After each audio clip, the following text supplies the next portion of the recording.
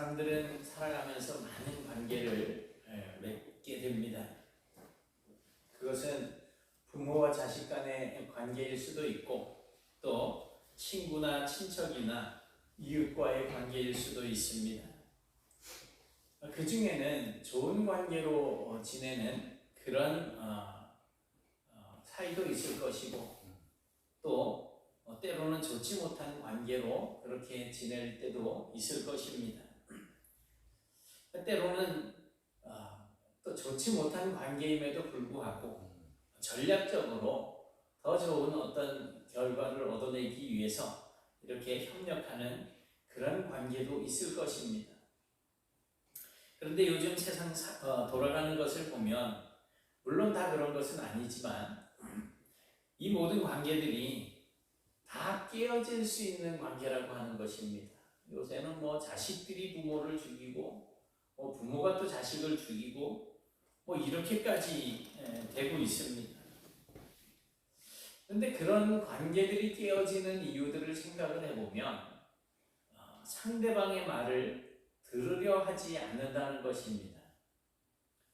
이쯤에서 우리는 그렇다면 하나님과 나와의 관계는 어떨까? 한번 하나님과 우리 자신의 관계를 한번 생각해 볼 필요가 있을 것 같습니다. 혹시 나와 여러분 자신과 하나님과의 관계를 한번 깊이 생각해 보신 적 있으십니까?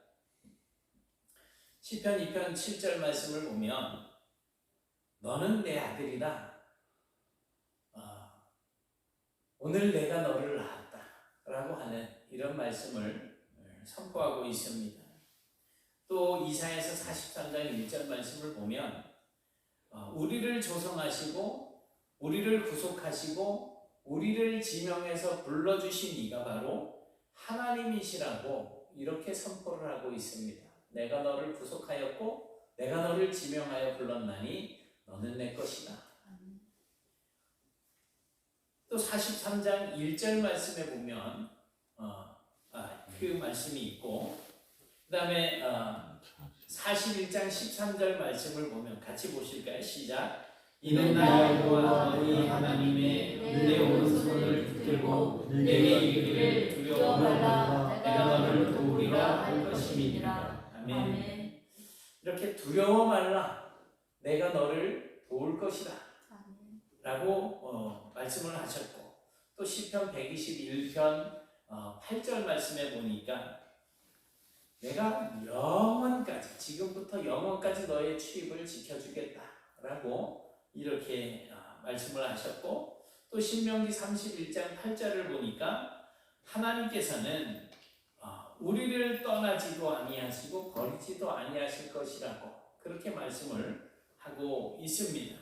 그리고 마태복음 28장 20절 말씀은 우리가 잘 아는 말씀인데 내가 세상 끝날까지 너희와 항상 함께 있을 것이라고 그렇게 주님이 약속을 하십니다.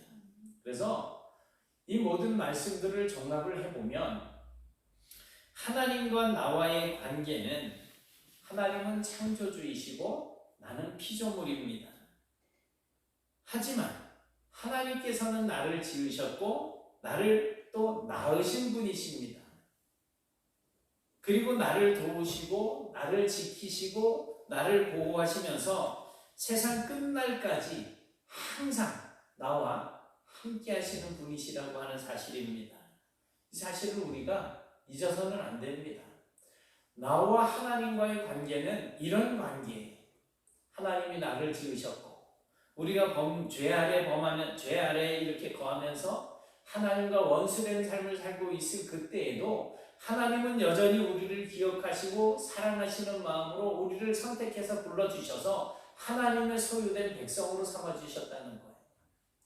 그리고 우리를 늘 가까이 두시고 지키시고 항상 함께 있겠다라고 말씀을 하시는 것입니다. 버리지도 않겠다는 거예요. 떠나지도 않겠다는 거예요. 히브리서에서는 이 버리지도 않고 떠나지도 않겠다라고 하는 이 말씀에 대해서 성령께서 우리 안에 한번 오시면 그렇게 하신다라고 이렇게 하는 의미로 우리에게 말씀을 해주고 있습니다. 그러니까 하나님은 나를 지으셨고 나를 낳으신 분이시고 나를 지키시고 보호하시고 또 세상 끝날까지 나와 함께 하시는, 나는 하나님 앞에 그런 존재입니다.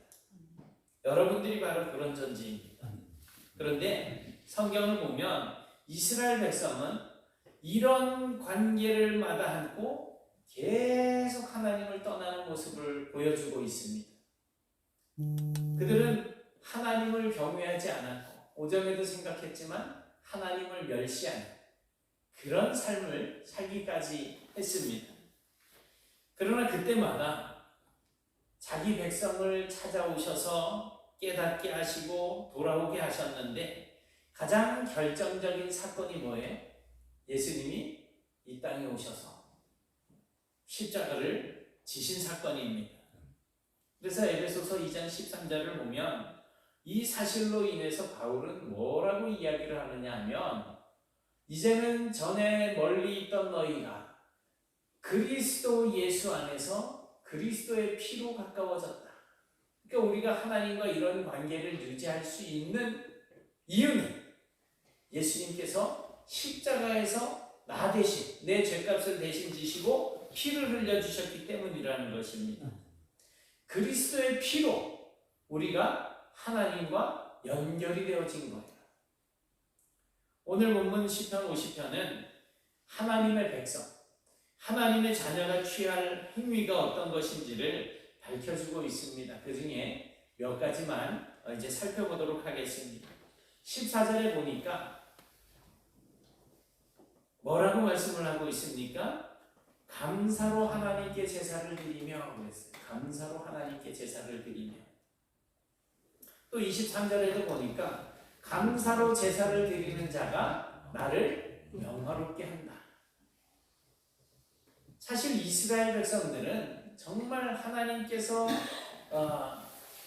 아담과 또 그 자손들에게서 그리고 노아나 그리고 아브라함이나 이렇게 하나님께서 선택한 그 사람들을 통해서 끊임없이 하나님 앞에 제사를 드리고 있는 모습을 우리가 성경을 통해서 볼 수가 있습니다. 그러니 이스라엘은 정말 셀 수 없을 만큼 많은 제사를 하나님 앞에 드렸습니다.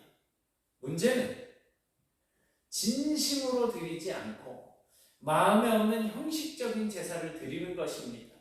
가인과 아벨이 제사를 드렸는데 아벨의 제사는 받았는데 가인의 제사를 받지 않으셨어요. 왜 그랬을까요? 마음이 없어서. 히브리서에서는 뭐라고 설명하고 있어요? 믿음으로 아벨, 믿음이 없어서 그렇게 형식적인 제사를 드리게 되는 것입니다. 이사야서 1장 11절 말씀을 보면 너희의 무수한 재물이 내게 무엇이 유익하냐? 나는 순양의 번제와 살찐 짐승의 기름에 배가 불렀고 나는 수송아지나 어린 양이나 순염소의 피를 기뻐하지 아니한다 라고 말씀을 하고 있습니다. 하나님께서는 백성들에게 제사를 드려라 제물로 이런 정결한 짐승들을 바쳐라고 말씀을 하시는데 왜 그 짐승들로 제물을 바치는데도 이렇게 이제는 싫다고 말씀을 하실까요? 왜 그럴까요? 1장 12절에서는 너희가 내 앞에 보이러 오니 내 마당만 밟을 뿐이라 라고 이렇게 선언하고 있습니다. 그리고 13절에 보니까 헛된 재물을 가져오지 말라고 말씀하고 있어요. 헛된 재물.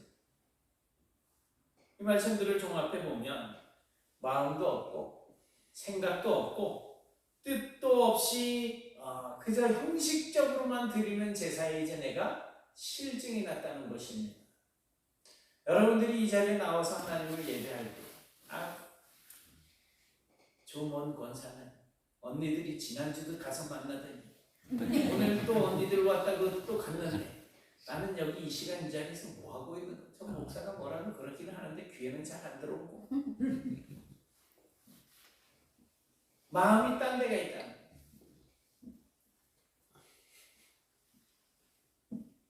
하나님께서는 그런 제사는 1000만 번을 드려도 받지 않으신다는 것입니다. 하나님께서 우리의 제사를 받는지 안 받는지 어떻게 알 수 있을까요? 가인과 아벨이 제사를 드리고 나서 가인이 낯빛이 변했어요. 왜 그랬어요? 하나님이 자기의 제물을 받지 않았다는 것 때문에.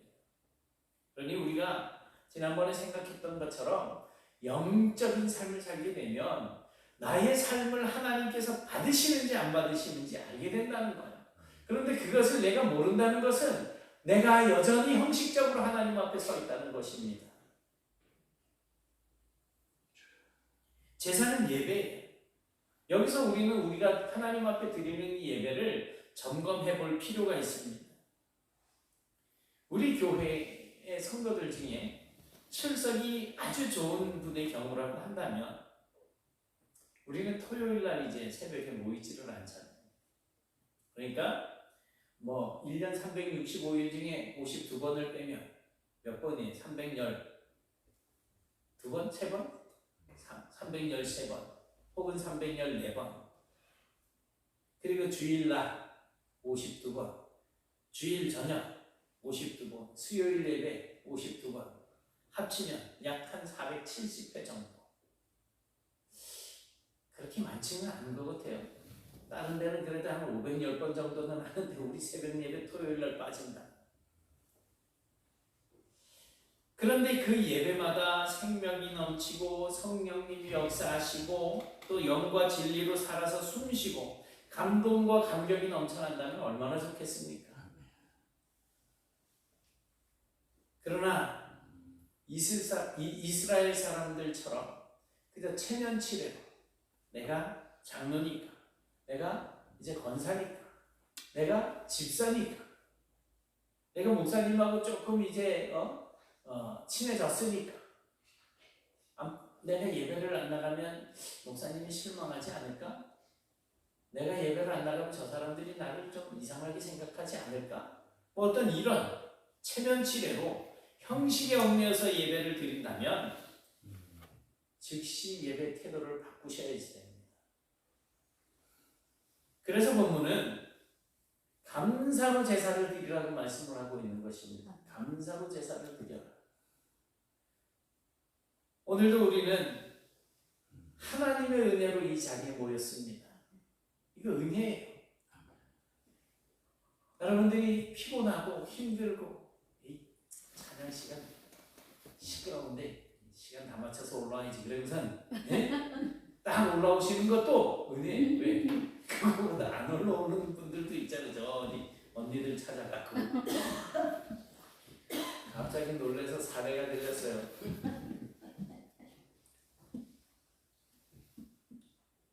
우리가 소리내서 기도할 수 있고 또 마음껏 찬송할 수 있는 것, 귀를 기울여서 하나님의 말씀을 들을 수 있고 그 말씀을 듣고 깨닫고 감동되는 것, 이런 모든 것들이 다 하나님의 은혜입니다.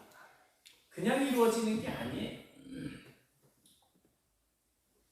우리는 그런 부분들에 대해서 하나님 앞에 감사할 수 있어야 됩니다. 그러니까 주일 아침에 눈이 떠졌어요. 4시 반이네? 조금 더 자야지. 그러면 이제 오전 예배 나오시는 거고, 기왕에 깼는데 새벽에도 나가야지. 그럼 새벽에도 나오시는 거예요. 새벽에 나와도 은혜고 새벽에 못 나와도 은혜고 다 은혜기는 하지만 어떤 은혜가 우리가 받아야 될 은혜겠어요?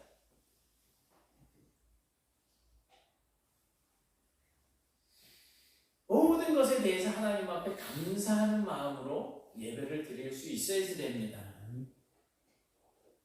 이 예배는 감사함으로 드려야지 돼요. 그러니까 예배 드리기 전에 이미 내 마음부터 정리를 하시고 마음을 정돈해야지 돼요. 내 마음이 여기저기 그냥 오만 그냥 난장판으로 이렇게 어지럽혀져 있다면 예배할 때 이 생각났다, 저 생각났다, 저 글씨는 전부 몇 자일까 이런 거 생각하면서 글자 수 마음속으로 세다가 아이고 잊어먹었네 이러다가 다시 세고 이렇게 마음이 나뉘어져 있다면 목사 전하는 이 말이 들릴 리가 없잖아요. 혹시 내 안에 원망하는 마음이 있다든지 불평하는 마음이 있다든지 또 누군가와 다투었던 그런 마음이 있다든지 누가 잘 되는 것이 배가 아파 이 시기하는 마음이 있다든지 또 그냥 막 화난 성난 마음이 있다든지 그런 마음이 있다면 어떻게 해야 되겠습니까? 승질 안 돼요. 조금이라도 더 늦게 올라가야지 이러고 있을 게 아니고 1분이라도 더 먼저 나오셔가지고 주보 보면서 성경 본문 찾아놓고 찬송가 몇 장 하는지 미리 찾아놓고 하면서 마음을 정돈하셔야지 됩니다. 그렇게 자꾸 내 마음을 정리하고 정돈하고 하면서 내 안에 있었던 그런 좋지 못한 마음들을 자꾸 풀어놓고 이제는 감사하는 마음으로 바꿀 수 있어야지 됩니다. 그 후에 예배를 드려야 하나님께서 우리의 예배를 받지 않으시겠습니까? 여전히 내 안에 그런 마음들이 꿍한 마음들이 여기저기 자리를 잡고 있는데 나와서 목사 오늘 말씀 저 설명은 아직 내 마음에 쏙 드네 하면서 아무리 아멘을 한들 그게 어떻게 나에게 은혜가 되겠어요? 그래서 우리는 항상 감사하는 마음으로 바꿔가지고 그 감사함을 마음으로 담아서 하나님 앞에 예배할 때 하나님께서 우리의 예배를 기쁘게 받아주실 것입니다. 14절을 보면 지극히 높으신 자에게 내 서원을 갚으라고 말씀하고 있습니다. 서원이라고 하는 것은 이미 잘 아실 거예요. 이스라엘 백성들은 하나님께 정말 수없이 많은 서원을 남발을 했고 남발만 하고 지키지는 않았어요. 어떻게 보면 말이 많은 그런 수다쟁이일수록 약속을 잘 지키지 않습니다. 이게 100% 그렇다는 말은 아니고 평균적으로 말 많은 사람들이 말만 많이 하지 잘 지키지를 않는다는 거예요. 그러나 신실한 사람은 자기가 한 말과 약속에 책임을 집니다. 그리고 서원한 것이 있으면 약속을 한 것이 있으면 반드시 실행에 옮기게 됩니다. 신명기 23장 21절 말씀을 보니까 뭐라고 말씀을 해요? 서원하거든 갚기를 더디하지 말라. 갚기를 더디하지 말라고 말씀하고 있어요. 그리고 시편 15편 4절에도 보니까 그의 마음에 서원한 것은 해로울지라도 변하지 아니하며 변하지 말라는 거예요. 하나님 앞에 서원한 것이라면 변역하지 말라는 거예요. 서원은 반드시 갚아라. 하나님이 요구하신다. 서원 이행하지 않는 것은 죄다. 자기에게 해롭더라도 변치 말라라고 하는 엄중한 경고를 우리에게 주시는 것에 주목을 해야지 됩니다. 대부분의 서원은 언제 하게 될까요? 잘 먹고 잘 살 때, 등 따숩고 배부를 때는 이런 서원들을 잘 하지 않아요.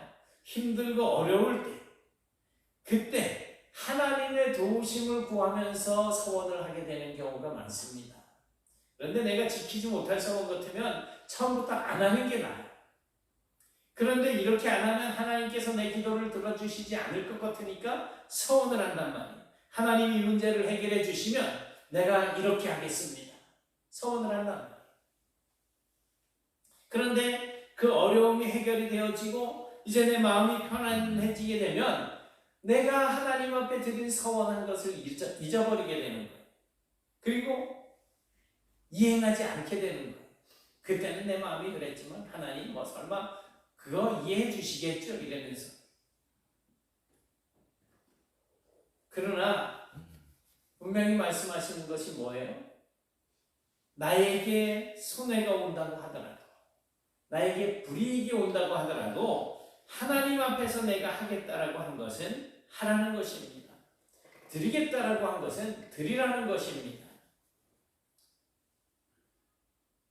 그때 하나님께서 우리의 마음의 소원을 들어주시는 거예요. 우리에게 크고 작은 소원이 있습니다. 이롭든지 해롭든지 그것이 뭐 어제 것이든지 그저께 것이든지 아니면 10년 전의 것이든지 하나님 앞에 서원한 것이 있다면 그것을 갚는 삶을 사셔야지 됩니다. 그런 사람들이 하나님을 영화롭게 하는 사람들이 되는 거예요.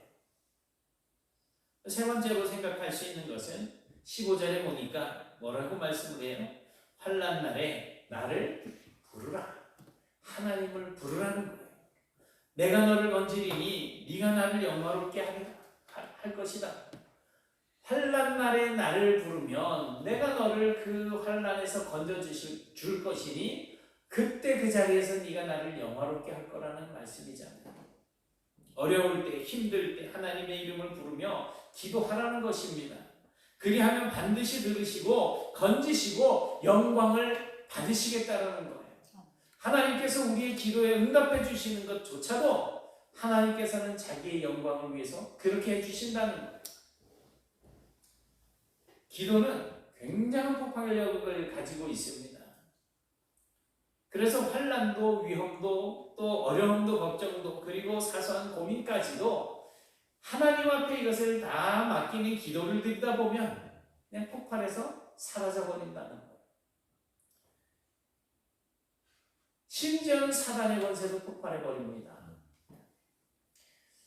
저번에 수요일 날은 잠깐 말씀을 드렸는데 서울에 있는 우리 안금순 성도님 뇌종양 이제 판정을 받고 항암 치료를 받다가 지난주에 이제 그쳤어요.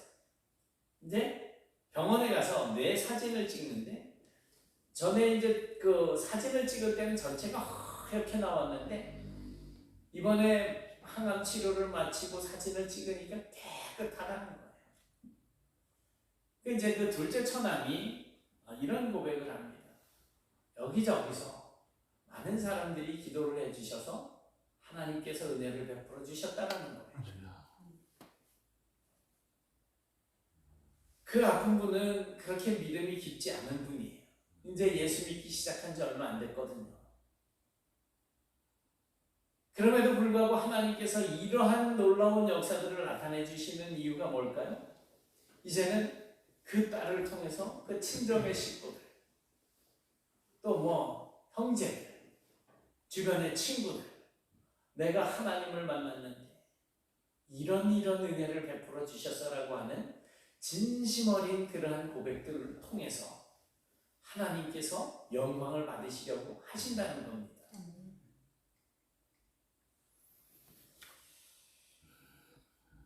뭐 이런 거 저런 거 다 폭발해버리고 말겠지만 그러나 기도는 나에게 엄청난 힘이 되고 위로가 되고 또 하나님의 응답을 가져오게 된다는 것입니다. 기도의 능력은 원수 마귀에게는 아주 치명적인 타격을 입힙니다. 왜? 우리를 방해해야 되는데 그걸 못하게 되고 다 자기의 것으로 만들었다고 생각하는데 기도 때문에 그것이 이제 완전히 소멸되고 마니까. 그러나 기도하는 자에게는 이 기도가 강력한 승리의 원인이 됩니다. 무기. 그리고 우리가 안고 있는 모든 문제의 해결의 열쇠가 되는 거예요. 환난을 당한 사람, 문제가 앞을 가로막고 있는 사람, 길이 막혀서 꼼짝 못하는 사람, 이 환난이라고 표현을 한다면 환난 날에 나를 부르라 내가 너를 건지리니 네가 나를 영화롭게 하리로다 라고 하는 이 말씀 믿으시고 기도해 보세요. 응답해 주셔요. 만약에 하나님이 응답을 안 해주시면 제가 책임질 테니까 하세요. 기도. 반드시 응답해 주셔요. 뭐 1,000만 원을 놓고 기도했는데 응답을 안 해주신다. 이런 거 가지고 저한테 뭐라 해야 되지 마요. 만약에 그래도 돈 필요한데 내가 기도했는데 응답을 못 받았다 와서 말씀하세요. 아이고 집 팔아서라도 하나님이 반드시 응답해 주실 거예요. 그리고 19절 20절에 보니까 내 입을 악에게 주고 내 혀로 괴사를 지으며 앉아서 내 형제를 공박하며 내 어미의 아들을 비방하는도다. 이렇게 말씀을 하고 있어요. 혀를 악한 도구로 쓰고 남을 비방하고 형제를 비판한다는 겁니다. 우리 이런 말 많이 하고 살잖아요. 저도 그냥 뭐 남 비판하는 말 참 많이 하고 살아요.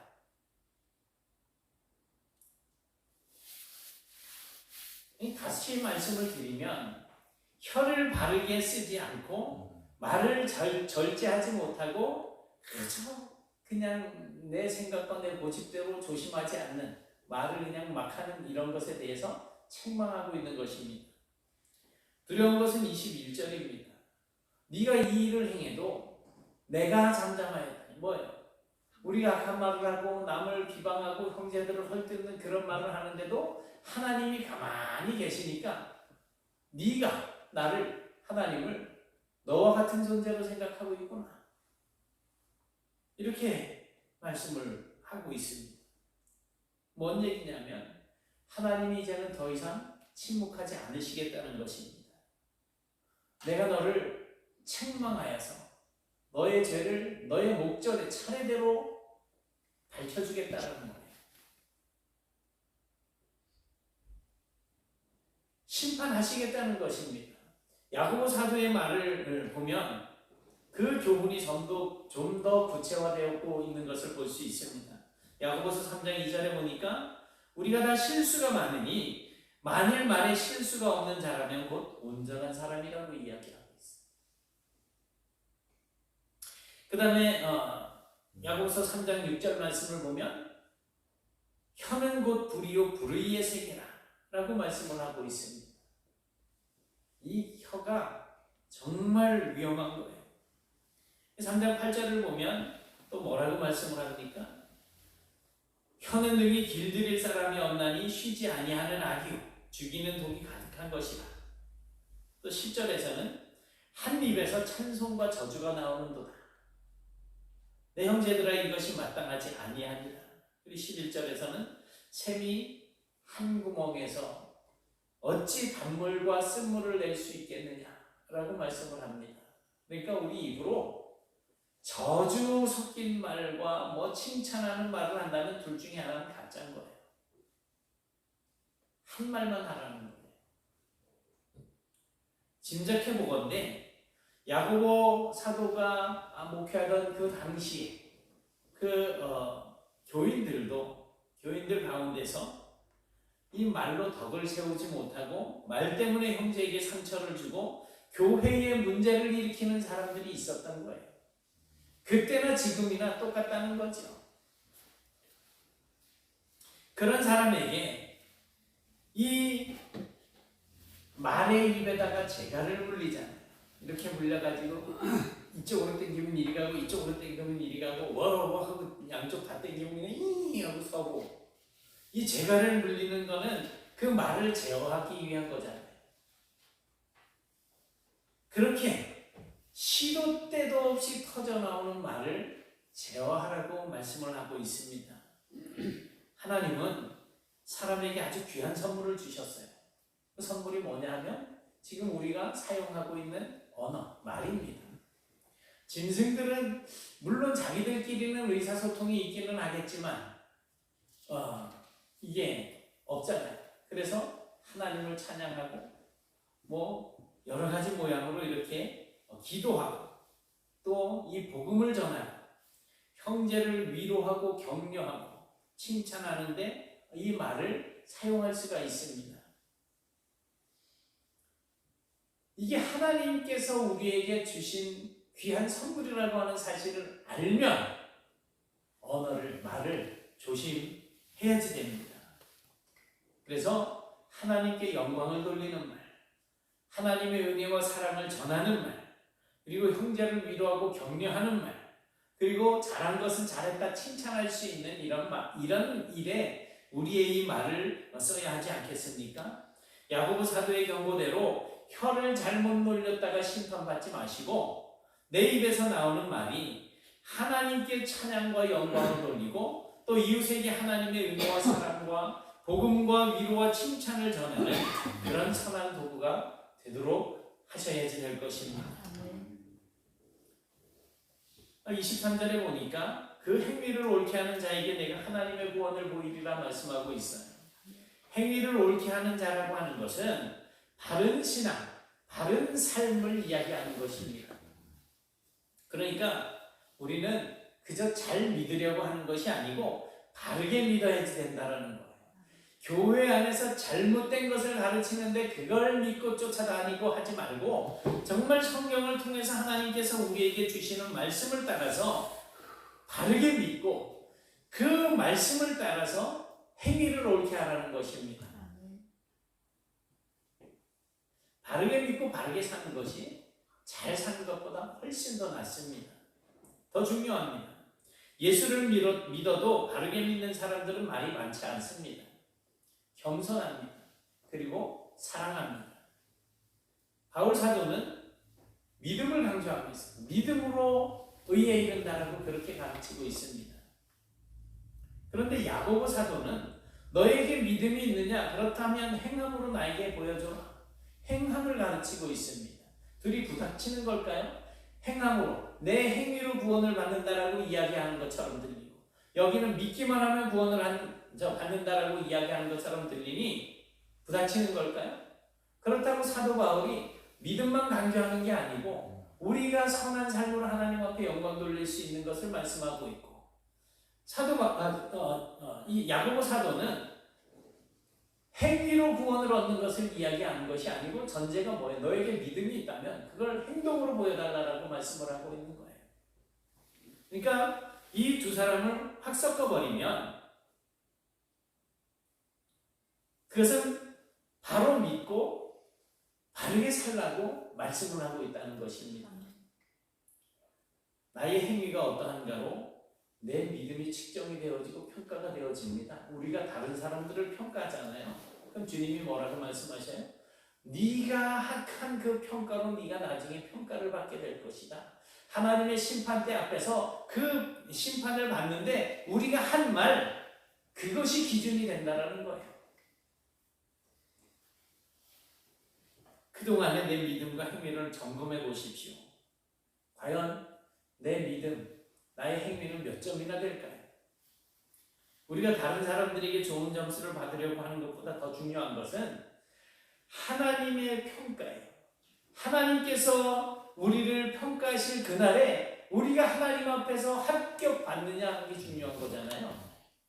두렵고 떨리는 마음으로 심판의 날에 하나님께서 내리실 평가에서 좋은 점수를 받으려고 하신다면 여러분들의 행위를 옳게 하셔야 됩니다.